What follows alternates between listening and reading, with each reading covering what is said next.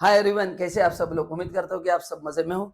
आज अपन जानेंगे value investing क्या होता है and how to identify good stock and उसको इन्वेस्ट करके कैसे पैसे कमाना है। सो आगे बढ़ने से पहले अगर आप फ्री में डीमैट अकाउंट ओपन करना चाहते हैं तो नीचे मैंने लिंक दिया है, फटाफट क्लिक करना है एंड फ्री में डीमैट अकाउंट ओपन करना है। चलिए, सो वैल्यू इन्वेस्टिंग का बेसिक मीनिंग है कि you find out the security जिसका वैल्यू कम है। कम इन द सेंस, लेट से उसका वैल्यू होना चाहिए 150 रुपया एंड आज उसका वैल्यू 100 रुपया है, मतलब there is scope of growth up to 50 rupees, तो उसको बोलते हैं वैल्यू इन्वेस्टिंग। करेक्ट ना। तो आपको स्टॉक के उसका जो इंट्रेंसिक वैल्यू है उससे कम दाम में खरीदना है। तो इंट्रेंसिक वैल्यू अगर 150 रुपया है and if you buy that stock at 100 rupees, then उसको बोलते हैं वैल्यू इन्वेस्टिंग, क्योंकि वो आगे जाके उतना ग्रो करेगा and you will make money. So इसका बेसिक प्रिंसिपल है कि स्टॉक आगे जाके एप्रिशिएट होगा, क्योंकि अभी अपन स्टॉक कम प्राइस पे खरीद रहे हैं। नाउ अभी बेसिकली ये कैसे डिसाइड होगा, क्या क्या पैरामीटर्स है जिससे आपको पता चलेगा। करेक्ट ना।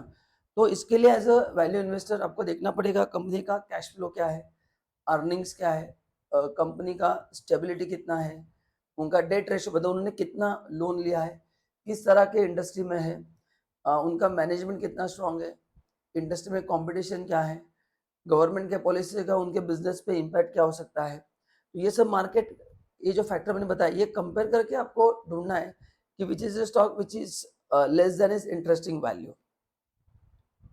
तो उसके लिए आपको काफी रिसर्च करना पड़ेगा एंड अगर आप इस तरह के इन्वेस्टर हो तो मोस्टली लॉन्ग टर्म इन्वेस्टर को ये ज्यादा फायदा होगा, क्योंकि शॉर्ट टर्म में बहुत सारी चीजें होती है जिससे प्राइस कम ज्यादा हो सकता है।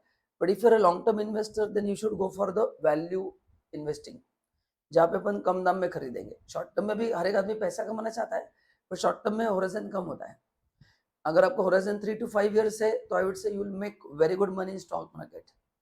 ओके, उससे कम है तो फिर वो थोड़ा रिस्क रहता है, मतलब हो भी सकता है नहीं भी हो सकता है। But if you hold it for 3 to 5 years या more than 5, you will get very good money.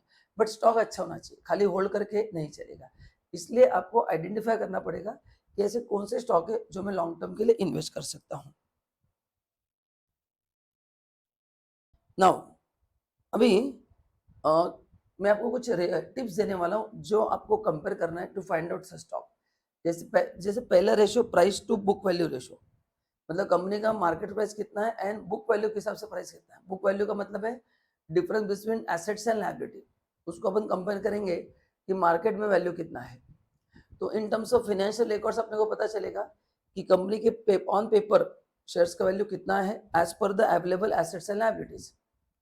क्योंकि एसेट माइनस लायबिलिटी जो है, इसको अगर अपन नंबर ऑफ शेयर से डिवाइड करते हैं तो अपने को एक आइडिया आता है कि कितना होना चाहिए इस कंपनी का वैल्यू। एक जनरल एनालिसिस बता रहा हूँ, not technical way. And company का मार्केट वैल्यू भी अपने को प्राइस क्या हो तो पता चलता है, उससे एक अपने को आइडिया आता है। सेकंड जो पैरामीटर आप चेक कर सकते हैं वो है प्राइस टू अर्निंग रेशियो, कि अभी का जो एग्जिस्टिंग मार्केट प्राइस है उसके लिए कंपनी कितना पैसा अर्न कर रही है। करेक्ट ना। तो relationship between the stock price and the profit earn for the investor. Correct ना। तो उससे अपने को पता चलता है कि स्टॉक ओवर वैल्यूड है या अंडर वैल्यूड है। अगर ओवर वैल्यूड है तो लेने से मतलब नहीं है, अंडर वैल्यूड है and other factors are good, then आप उसको जरूर खरीद सकते हैं। नेक्स्ट जो फैक्टर है free cash flow. Now this is very important कि कंपनी के पास लिक्विडिटी कितना अच्छा है, क्योंकि जितना लिक्विडिटी कंपनी का बेटर रहेगा उतना कंपनी के लिए फ्यूचर ग्रोथ करने के लिए इन्वेस्टमेंट्स होंगे। करें ना, क्योंकि अल्टीमेटली इन्वेस्ट करने के लिए यू नीड मनी एंड बार बार अगर आप बोरो करके बिजनेस करोगे तो मार्जिन कम हो जाते हैं। तो कंपनी के पास खुद का अगर फंड ज्यादा रहेगा तो कंपनी का प्रॉफिट डेफिनेटली बढ़ता है, because there is less interest cost, है ना। क्योंकि ओवरऑल डेट कम हो जाता है, प्लस इन्वेस्टर का भरोसा ज्यादा होता है क्योंकि कंपनी का खुद का कैश है एंड जो भी प्रॉफिट मिलेगा कंपनी का होता है, किसी को इंटरेस्ट वगैरह देने की जरूरत नहीं है। तो इससे शेयर होल्डर को भी फायदा होता है।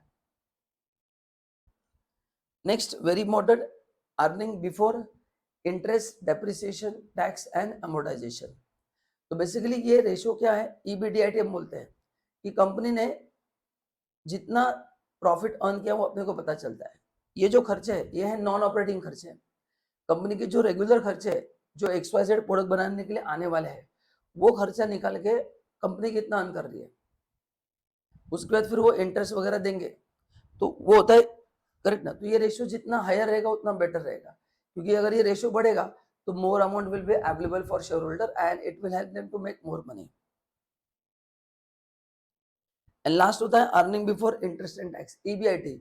ईबीआईटी में से अपन पहले इंटरेस्ट देते हैं, फिर टैक्स देते हैं, फिर आता है profit after tax, and this is the amount available for equity share holder.